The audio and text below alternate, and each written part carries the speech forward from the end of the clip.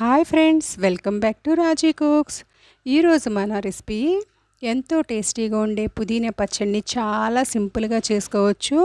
పట్టున 10 నిమిషాలు కూడా పట్టది పచ్చడి చేయడానికి. అదేవిధంగా చాలా డేస్ వరకు నిలవ కూడా ఉంటుంది. వేడి వేడి అన్నంలో నెయ్యి వేసుకొని ఈ పచ్చడితో కలిపి తింటే ఎంత టేస్టీగా ఉంటుందో.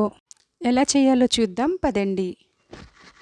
ముందుగా కడాయి తీసుకొని ఒక 2 స్పూన్ల ఆయిల్ వేసుకొని అందులో 2 స్పూన్స్ శనగపప్పు, 1 స్పూన్ మినపప్పు, 1/2 స్పూన్ జీలకర్ర, 1/2 స్పూన్ ధనియాలు వేసుకున్నాను. ఇందులో ఒక 5 ఎండుమిర్చి యాడ్ చేసుకున్నాను. కారం ఎక్కువ తినే వాళ్ళు ఎక్కువగా యాడ్ చేసుకోవచ్చు.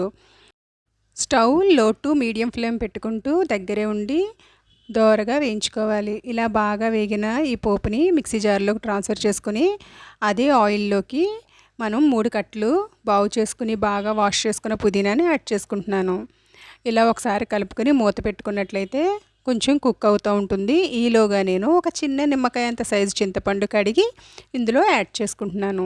ఇలా చింతపండు కూడా తడిగా లేకుండా ఇందులో కుక్ అవడం వల్ల మనకి చెమ్మ అనేది లేకుండా పచ్చడి త్వరగా పాడవకుండా ఉంటుంది. ఇలా బాగా వేగాలి పుదీనా. ఇలా వేగిన తర్వాత దీన్ని స్టవ్ ఆఫ్ చేసి కూల్ అవనిద్దాం.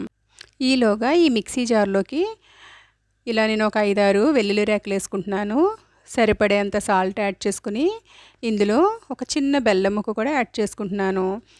పులుపు, తీపి, ఉప్పు, కారం అన్నీ కలిసి మంచి టేస్ట్ అయితే ఉంటుంది. అదేవిధంగా చల్లగా అయిన దీన్ని కూడా ఇందులో వేసుకుని వాటర్ అసలు పోయకూడదు. స్పూన్తో మధ్య మధ్యలో కలుపుకుంటూ మిక్సీ ఆడుకుని ఇలా చేసుకోవడమే. మరీ ఫైన్ పేస్ట్ కాకుండా ఇలా చేసుకోవడం వల్ల చాలా టేస్టీగా ఉంటుంది. తప్పకుండా ట్రై చేయండి. ఈ రెసిపీ కనుక మీకు నచ్చినట్లయితే లైక్ చేయండి, షేర్ చేయండి. మరిన్ని వీడియోస్ కోసం నా ఛానల్ను సబ్స్క్రైబ్ చేసుకోండి. Thank you.